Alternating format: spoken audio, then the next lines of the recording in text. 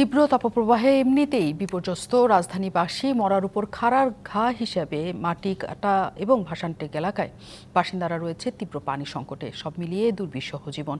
ভুক্তভোগীদের অভিযোগ, পানি সংকটকে গুরুত্ব দিচ্ছে না ওয়াসা ও জনপ্রতিনিধিরা, আর ওয়াসার দায় চাপাচ্ছেন তাপপ্রবাহের উপর।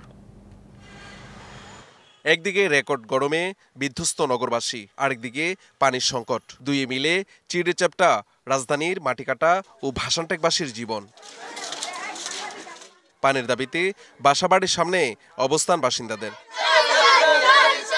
পানির সংকটে বেশি বিপাকে অসুস্থ ও বয়স্ক মানুষ। আমার 1 মাস আগে চোখ অপারেশন হয়েছে, আমি গোসল করতে পারি না, ঠিক মতো পানি রান্না করতে পারি না। আপনার প্রস্তাব পায়খানা করে তো পানি দেওয়া আপনার লাগবেই, তারপর আপনার গোসল কমপক্ষে 4 মগ পানি 5 মগ পানি দেন, মাথা দেন, গাও দেন, তাও হয় না। গোসল করতে যায় তখন গোসল পাই তো কাপড় ধুইতে পারি না।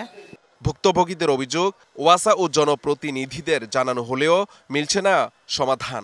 থেকে বড় বড় অফিসার আসতেছে, তদন্ত করতেছে, দেখতেছে, লেখতেছে, কিছুই হইতেছে না। পানি 2 দিন 3 দিন 1 দিন পর পর আসে, যার জন্য এখানে ফ্যামিলিগতভাবে সবারই পানি সমস্যার সম্মুখীন হইতে হয়। গরমের পাশাপাশি পানির সংকটে মারাত্মক ভোগান্তিতে নিম্ন আয়ের মানুষ। আমাদের পাম্পের পানিটা নিচের থেকে যদি না আসে আমরা কেউই পাই না। পানিতে খুব ময়লা চলে আসে, পানিও ভালো আসে না। আমরা পানি পাই না, সারাদিন আমরা পরিশ্রম করে আসি, ঠিকমতো পানি পাই না খাওয়ার। ওয়াসার দাবি, তাপপ্রবাহের কারণে চাহিদা বাড়ায় পানির এই সংকট। পানি লোকে ব্যবহার করতেছে বেশি, উৎপাদন কমে যাচ্ছে, লেয়ার নিচে যাচ্ছে, যার কারণে পানির সংকট হচ্ছে। তবে এটা বৃষ্টি নামলে হয়তো থাকবে না, আস্তে আস্তে সব ঠিক হয়ে যাবে।